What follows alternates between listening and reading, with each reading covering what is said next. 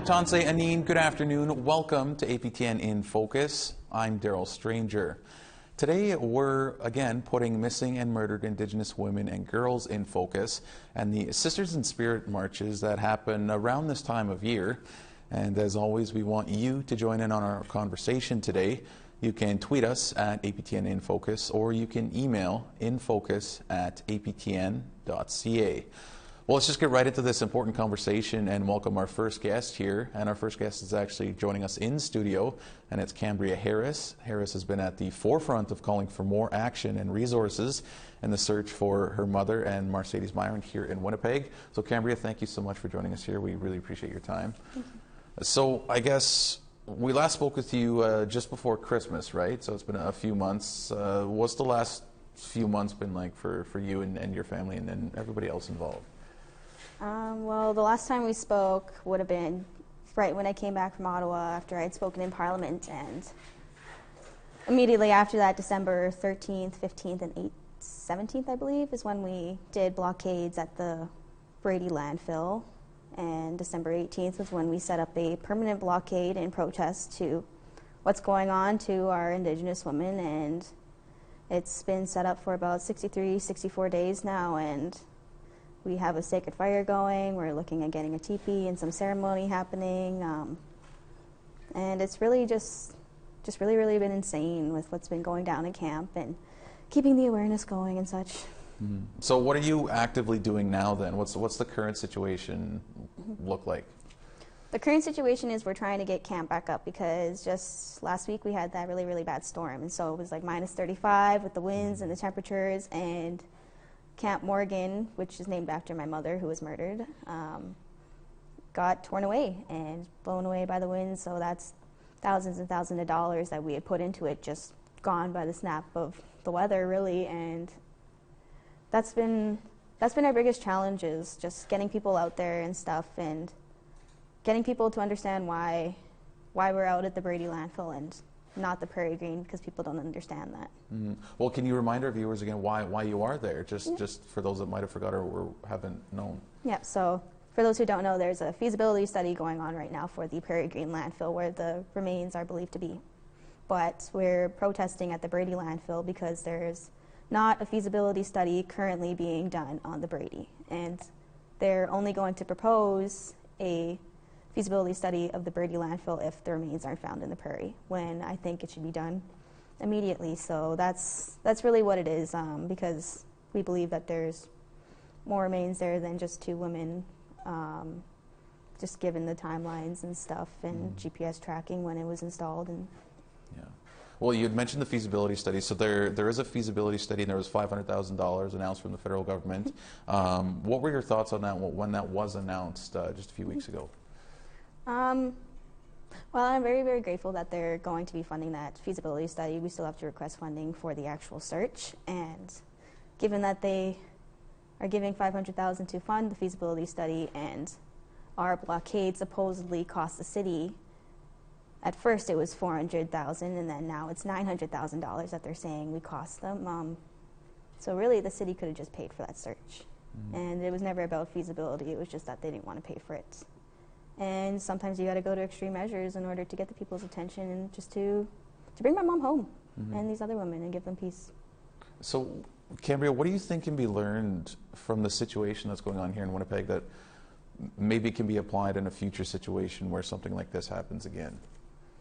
Well, I want to see immediate next steps, and starting to involve the grassroots organizations and the victims' families that were impacted by this. When you go and you make decisions such as a feasibility study under the table back in June, and then make the decision that you're not going to search and then provide no alternative routes for the family, then of course the family's not going to be happy. So I would like to see more involvement and more truth between parties, and just communication and having those conversations, and just treating each other as basic human beings and not above or below each other, I guess, which is how it's been feeling. It's been feeling very, I guess you can say, dictatorial in what's been going on.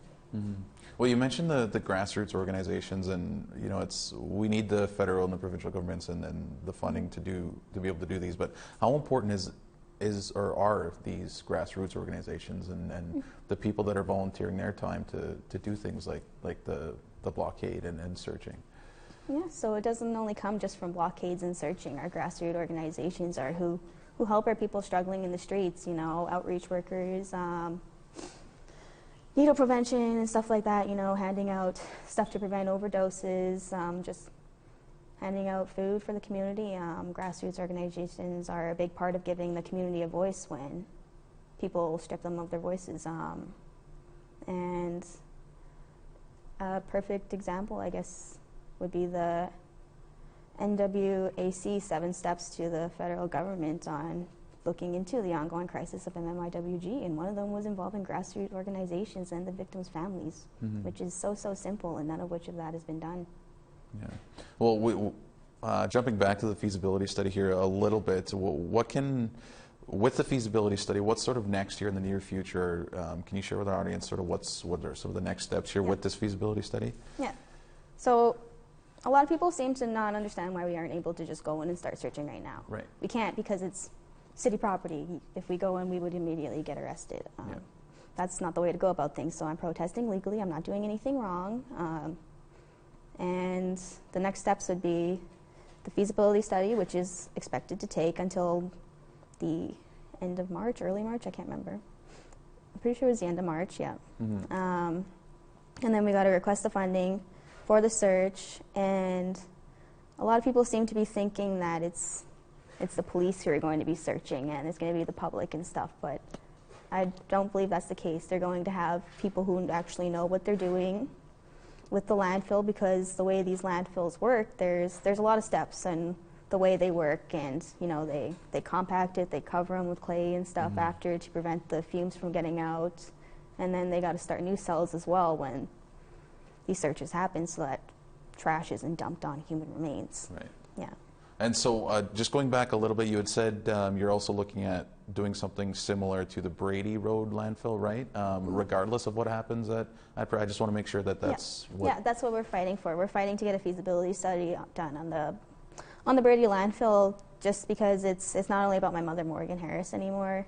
It's about Buffalo women as well. And if you look back at the timelines, and she was murdered back in March, as much as I hate to say it, that would be underneath where remains were found previously. And they haven't provided any reasoning as to why they don't believe she's in there, or why they don't know where her remains are, and other women as well. It's a lot of information to just give out, you know what I mean? No, absolutely. And with this time of year, and the Sisters in Spirit marches happen across the country. There's many marches that are going on this time of year. Why are things like these marches and these rallies so important to still be had?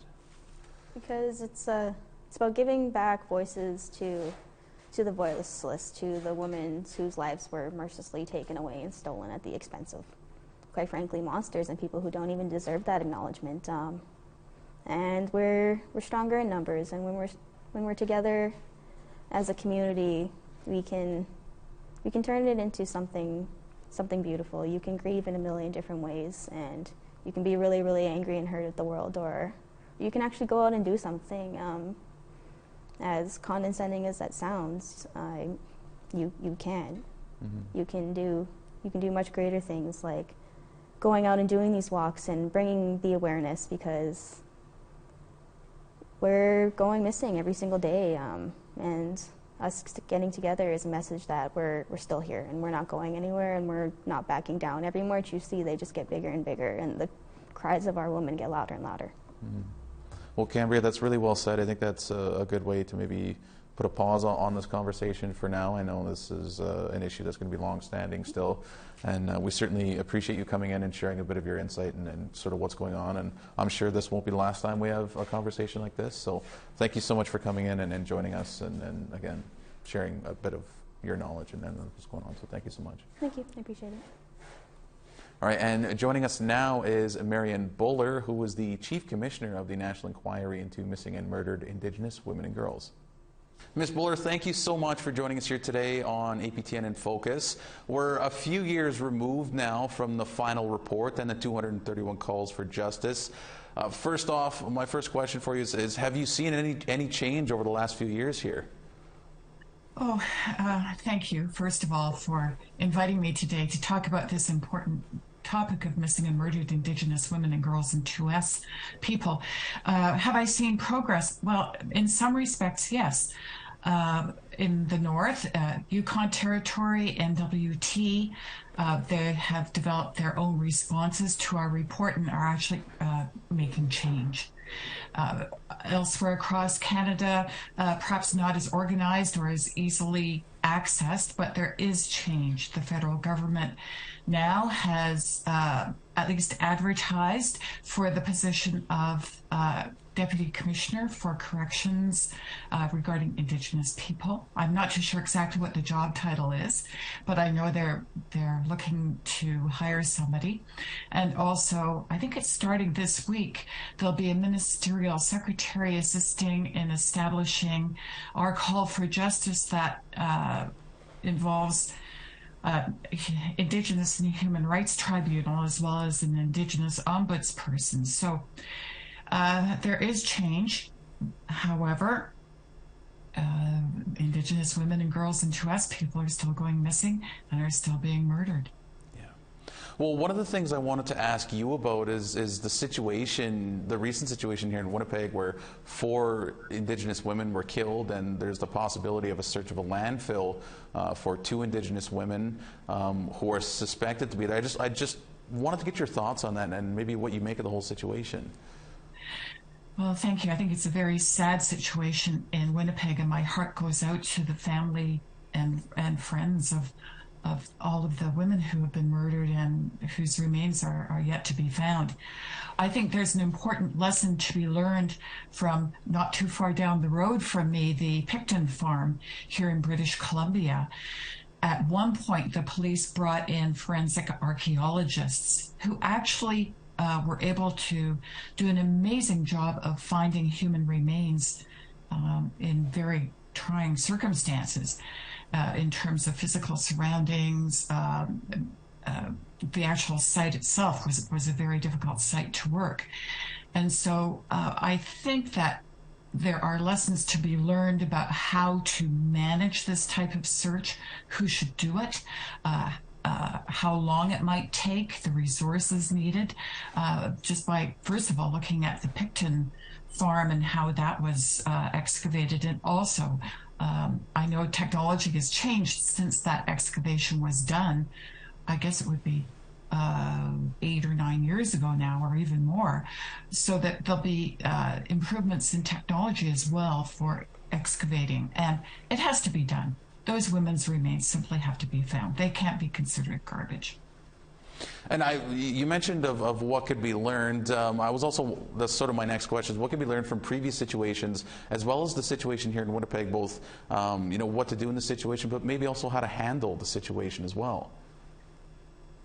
Yes, it's not only going and excavating the site, it's also how do you do it properly in ceremony, in supporting the families and in supporting the people who are doing the work too. It's very, very difficult work. And so I think a lot can be learned about what was done at the Picton farm and what wasn't done. And the work has to be done in the right way for everybody's sake. And Ms. Buller, why are things like walks and rallies and movements that show support so important? I know that's something that happens pretty regularly, and it's really important they happen, but why is it that they're so important that they continue to happen? You know, the rallies, the walks, the demonstrations, the workshops are all critically important to keeping this issue in the public eye and reminding politicians that there has to be change, that they have to be working diligently on our calls for justice. So very important. They keep things in the public eye, and they get interest like APTN's interest. So it keeps everything in public view and on the agenda, so to speak. And how specifically do they keep the issue on the agenda of what they're trying to go for and aim for, excuse me? Well, vigils, walks, demonstrations, workshops, they're all very visible. And they're all very in the moment, in time. Social media picks them up immediately, well, even before they even start. And so they're reminding us, all of us, about the importance of the issue of missing and murdered Indigenous women and girls and 2S people, and how the genocide has to stop. And the commissioners and myself set out many different options for stopping that genocide. We just simply have to do it. Mm-hmm.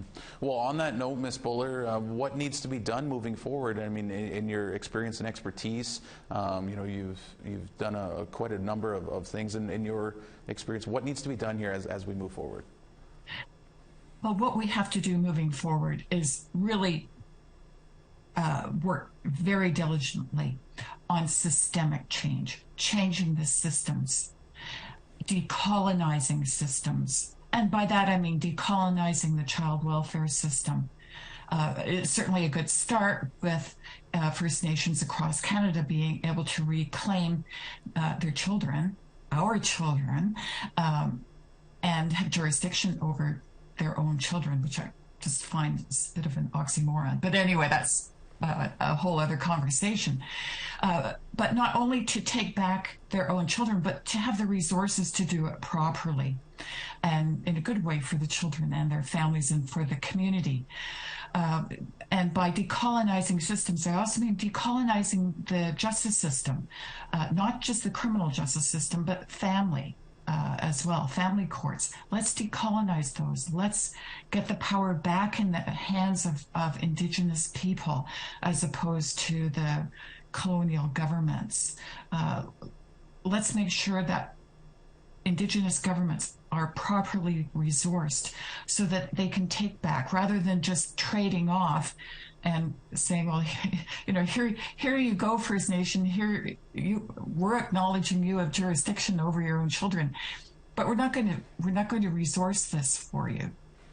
So there are a lot of systems that have to change, that have to decolonize, and I think we have to, all of us, all Canadians, have to move forward on taking one system at a time and decolonizing it. And Ms. Buller, just one final question for you here. The inquiry heard many allegations of RCMP officers sexually assaulting Indigenous women and girls. Now, one of those accounts is actually on paper as part of an RCMP complaint investigation in Prince George. What do you think should be done about it? Well, first of all, I think the report should be made public so that everyone has access to the same information. I think that's first and foremost. And I think the next step, once it's made public, is for the RCMP to take ownership. I think it's very tragic, but very typical, that the women aren't believed until a white man says it's so. Because those women have been telling their stories for many, many years, and no one believed them. And so now that a white man has said it's been happening, people believe it. And that's so misogynistic, that's so racist, that's so sexist, when women have been saying this all along and nobody has believed them. Mm-hmm. Well, Ms. Buller, certainly a lot to think about and a lot to, think about moving forward here as we continue. But I want to say thank you, and we certainly appreciate your time and your insight into this issue, and it's one that certainly won't be going away anytime soon, so we'll certainly be watching it. Thank you so much. Thank you. All right, we have to step aside for a moment. We'll have plenty more talk when we return. Join our conversation now. Like us on Facebook on our APTN News page, follow or tweet us at APTN InFocus, and send your thoughts to infocus@aptn.ca.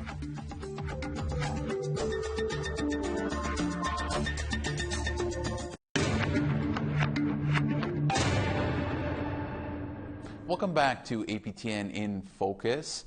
Thousands took to the streets of Vancouver at the 32nd annual Missing and Murdered Indigenous Women and Girls March last week. As APTN's Tina House reports, missing and murdered cases keep rising despite these marches and a national inquiry. Indigenous women, I'm sick and tired. All the people today are sick and tired. It's not politically correct to say it, but if you want to get away with murder, you kill an Indian because we don't get justice. We need justice now! As the only Indigenous person in the BC legislature, NDP Minister Melanie Mark could not hold back her anger and frustration as cases of missing and murdered Indigenous women and girls continue to rise across Canada, despite a national inquiry. Close to 5,000 people made the somber walk, singing songs as they went and stopping in certain places along the route to place flowers where many women were found murdered. Suit Lute's daughter, Cassandra Antone, is one of those cases. Antone was just 20 years old and the mother of a 5-month-old baby when her burnt remains were found in Richmond, BC in 1997. I used to come down here and look for her on the downtown east side because I am a day school student and I didn't get to see my daughter heal. I healed, but I never got to see her heal.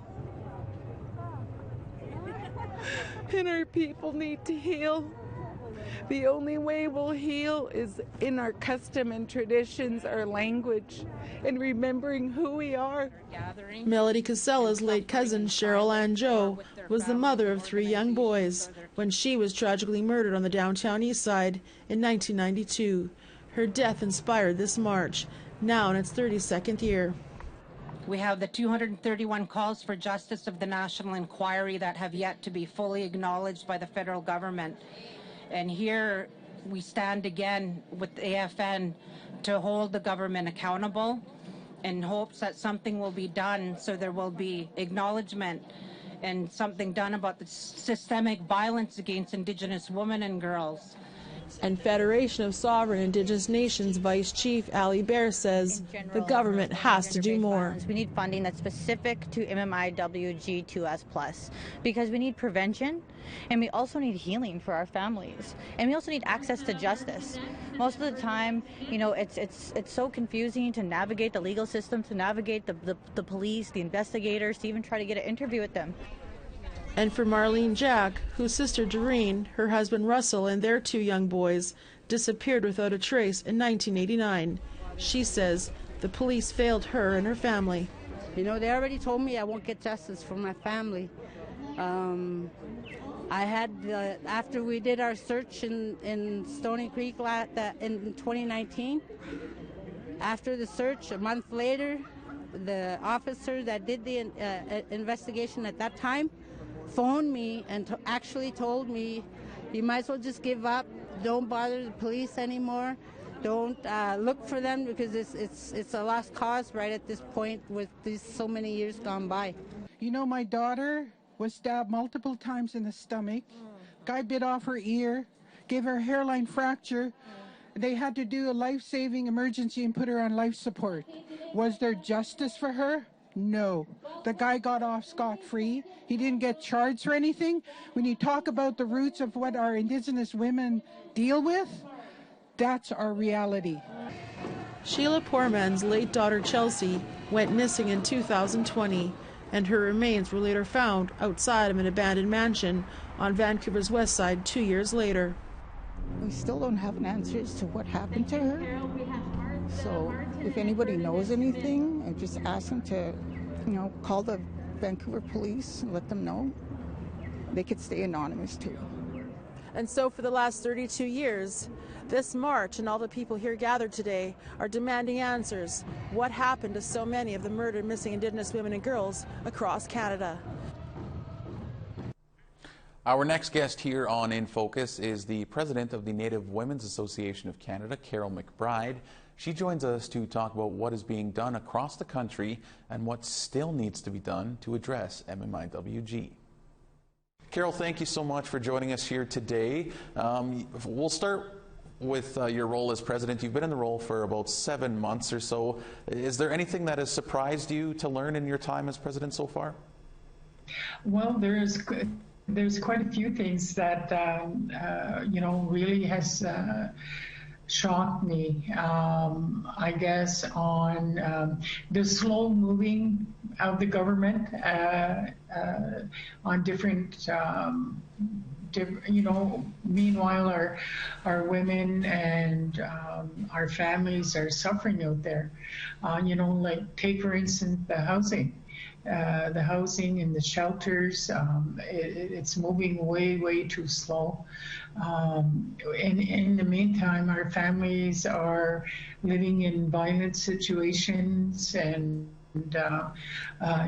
they need somewhere to go, and that's one of the things that has shocked me. The other thing is how discrimination is still alive and well, and it's horrible. I always thought that we were so lucky living in Canada, but when you still see the prejudices and the discrimination, there's still a lot of work to do, and those are some of the things that really hit me, and also the healing that has to take place with the decolonization. There's just so much that has to be done in terms of that, and finding our ancestors' bodies, like children, residential school. It just, it just brings me to think on how strong of people we are, that we were able to come out of this. And but now that some of these things have passed, we're still living with the healing part, and that is what we really need right now. Well, and Carol, in your January President's Report, you had said appointing Jennifer Moore-Rattray to the role of a ministerial special representative, where she'll be tasked with providing recommendations for the creation of an Indigenous and human rights ombudsperson. Now, you said that was a step in the right direction, but you'll be monitoring timelines. What exactly will you be watching for? Well, I'll definitely be watching for, specific, let's say, infrastructure on how she's going to deal with all the issues that is really outstanding. I figure we're majorly slow at, this appointment of someone, an ombudsman, and this is really, really needed. And, we just gotta let her have a chance to get situated, and then I'm hoping that we see some positive results coming forward, because that, it's just really, really taking too long. Mm-hmm. And meanwhile, our like going back to our women and our families, they're suffering. And Carol, I just wanted to get your thoughts on the situation, the recent situation here in Winnipeg, where 4 Indigenous women were killed, and there's the possibility of a search of a landfill for 2 Indigenous women. I was just wanting to get your thoughts on that situation. Well, unfortunately, it's a very, very, very sad situation. I met the girls in December at the AFN meeting, and my heart goes out to them. And yes, there's 4 bodies that they found 3. 1 is still to be found. But how many other of our people are missing? And I'm thinking about children.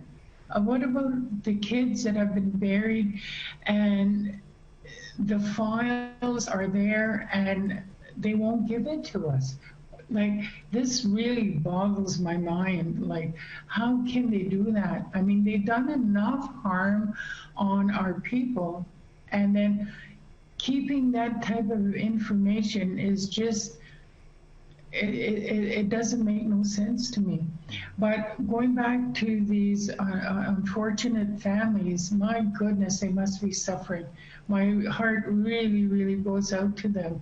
And, you know, and we will be, you know, and have experienced so much grief. It's like I said, we are strong people. And Carol, what can maybe be learned by the situation here in Winnipeg, and not only Winnipeg, but across the country with all types of situations like this? What can be learned from that? Well, for me, it's a lesson that we're not, you know, that there's so much that has happened to our people, and you know, it's. We built, by those experiences, for me, we built a lot of our strength, a lot of knowledge on what has gone on with our people across this country. And it's mind-boggling on some of the horrible stories that you hear across this nation. You would never think that we lived in something so grave, like going back to the missing children. I know, being a mother and a grandmother, I just can't think on how horrible that would be if I didn't know where my grandchild's body was, or what happened to them when they were taken away from us. It's just horrible. And Carol, there's many things like walks and rallies and movements at all times of the year. Why are things like that so important, and that show support in that way? Well, number one that I feel is that it brings the story out. It brings the what's happening to the public, and so that they can understand and they can help with supporting our people. I think a lot of things have been brought out in the public right now, and I think that awareness is really softening the Canadian citizens across this country to understand how terrible Indigenous people have been treated, and how far we still have to go and that we do have needs right now that needs to be looked at. I know for NWAC, we have the Sisters in Spirits. That is a very powerful October 4th date that we come together with people, our families that have experienced the loss, and we remember the women that have passed on, and also the logo of Sisters Spirit. It means a lot to me, because what is Grandmother Moon? Grandmother Moon is something very, very powerful, and gives us direction and wisdom and the knowledge to keep on going, and that the family circle is very important, and that we've got to keep that strength up. So I think NWAC has done a great job I think it's in existence for about 19 years now, and I think the numbers of violence against our women has grown. So it's exactly what is needed to bring us together and to support one another. Well, it's really well said, Carol, and I just wanted to ask about the inquiry as well. So we've had the inquiry. It's a few years removed now. How is the government doing in terms of implementing those recommendations? Well, as you know, NWAC has provided a report card, two report cards, in fact, one of the Canadian government and one of our own. And by far, NWAC is doing a great job in fulfilling some of the recommendations. The government, not so much, and I'm hoping that picks up, you know, especially with the ombudsman that will hopefully, you know, push these files. That definitely needs a pushing at this point. Mm-hmm. Well, just on that note, Carol, last one for you here. What can be done as we move forward here?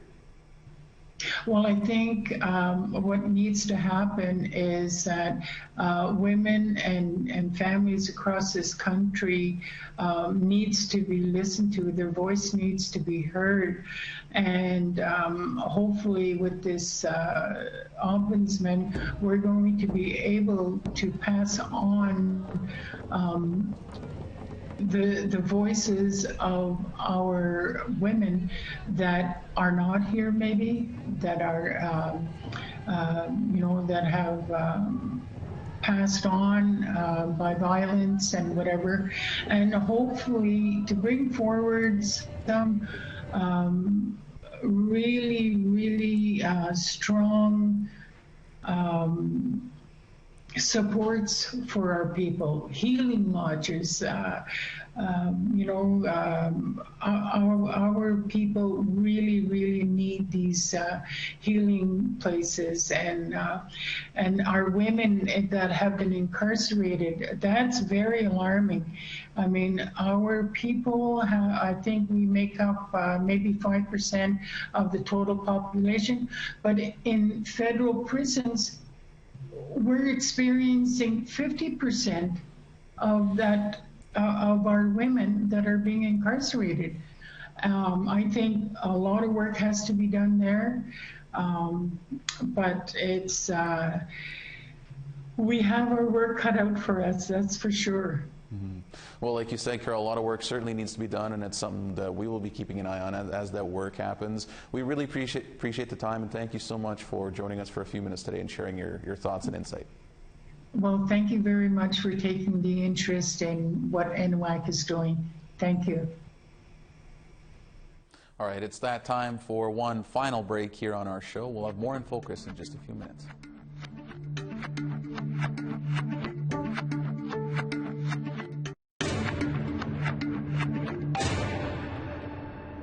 Welcome back to APTN in Focus. Love filled downtown Winnipeg on Valentine's Day as over 200 people marched during a bit of a snowstorm to remember their loved ones. APTN's Leanne Sanders has the story. They gathered in memory of Winnipeg's missing and murdered Indigenous women, girls, and Two-Spirit people whose lives were taken in a violent epidemic sweeping Turtle Island. Especially for those who have lost ones in the past or are still missing, it's us to show that we as women are resilient, and though we are hurt, we are still here, and we're going to be aware, and we're going to be proud and loud. Organizer Anna Heward says the large turnout for an event during a snowstorm is indicative of how important these memorial marches are. It shows that we're strong and resilient, and that despite some unlikely conditions happening, that we're still going to show up for each other, no matter what. Candace Voke lost her daughter to murder just over 2 years ago, and her son soon after. Despite the blizzard and below -20 wind chill, she says nothing could stop her from marching for them. How cold I get, I think of some of the girls whose bodies were found in winter, and how cold they must have been. So to be cold for a few minutes in their memory and honor is nothing. Though there were many tears, laughter could be heard throughout the crowd as marchers found community in one another. I feel safe here because they know what we're going through, a lot of families. We all belong to this club that I don't ever want anyone to belong to. Our final guest on today's show is Hilda Anderson-Pryz. She's an advocate for missing and murdered Indigenous women and girls and Two-Spirit people, and she joins us now. Hilda, thanks so much for joining us here on APTN in Focus. So we're looking at the annual day to honor MMIWG2S and their families and the marches and rallies that happen this time of year. You're not just an advocate, but also a family member. What are you thinking about this time of year? I think, for me, I'm honoring and remember all those, that we've lost tragically to homicide. And, for those who are missing, we're carrying them in our hearts during this time. But also to really amplify the need for action, so that we can put an end to this national crisis that is, continuing, and numbers are going up at alarming rates. So it's a day of, for me, it's a day of remembering and honoring, but also a day for calling for action. Now, Hilda, how have you been able to turn your frustration and maybe anger into action?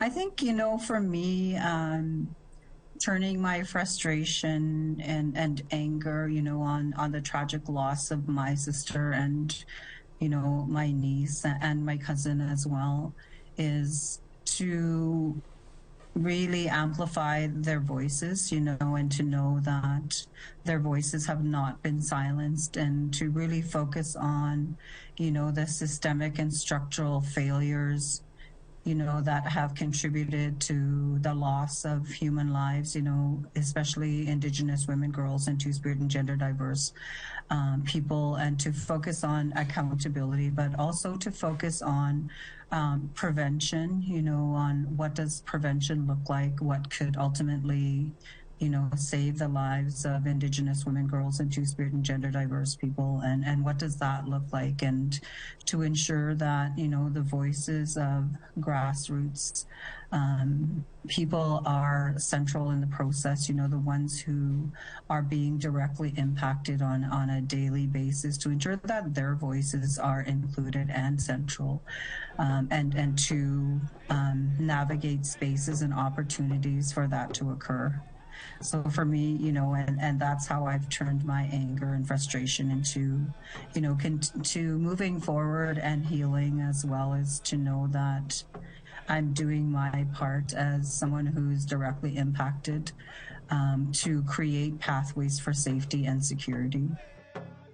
And for, and standing in my truth as well, if we can't truth tell, a lot is not going to change. So it's really critical that, we stand in our truth as advocates championing change. And Hilda, I had mentioned there's all these important marches and memorials and rallies being held. Why is it still very important that these are held to honor this day? It's a significant reminder to Canada and to institutions, agencies, and all Canadians that, that this is real, this is ongoing, this is a national crisis, and we need to respond and respond adequately.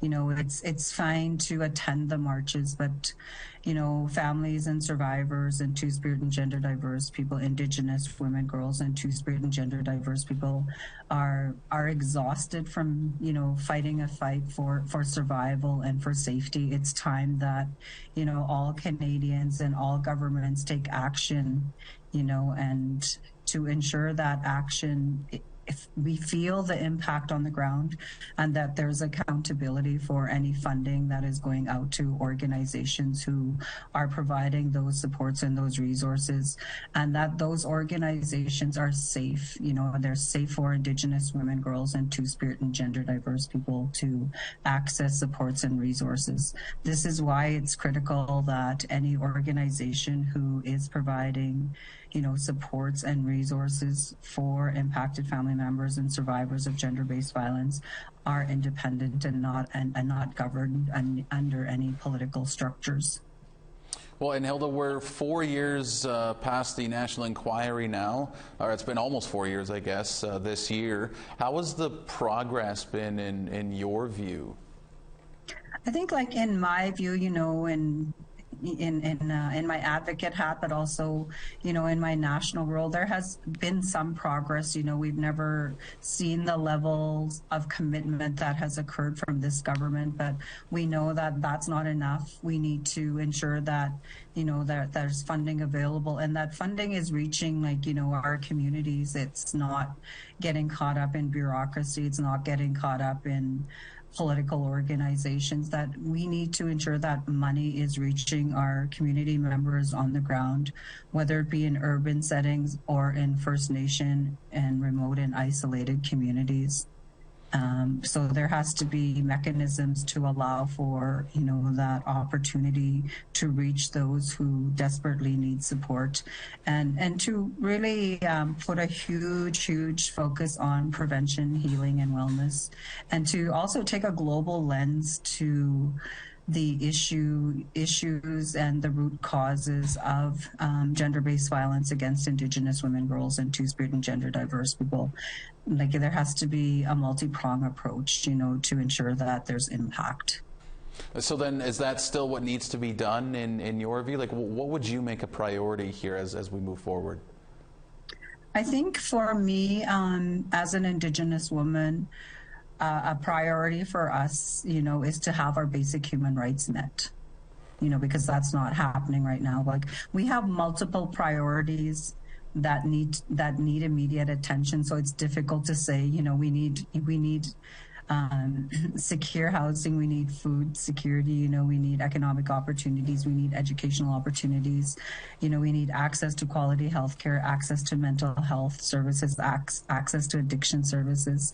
You know, we have such great needs, so it's hard to you know, supersede one need over another. That's why I really highlight that it has to be a wraparound approach, and it has to be you know, Indigenous-led, rooted in our Indigenous ways of knowing and being. We cannot, you know, accept prescriptive approach from,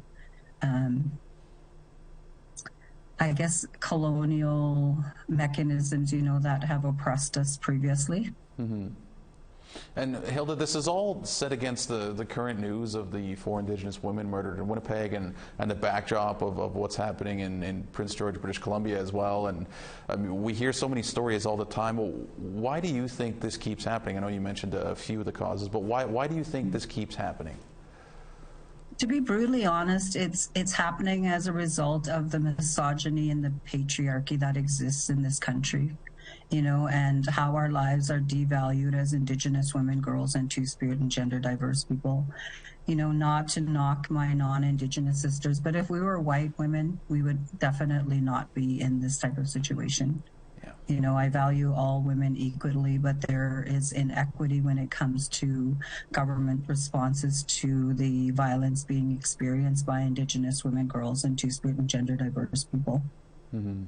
I think we need to call it what it is. It's racism. You know, racism is killing us. Racism is oppressing us. Racism is perpetuating the violence that we're experiencing. And Hilda, as I just mentioned, we've heard a lot about the RCMP and the violence against Indigenous women and girls recently in Prince George. How does policing fit into what we're talking about here? Well, you know, policing is a weapon that is used by the Canadian state.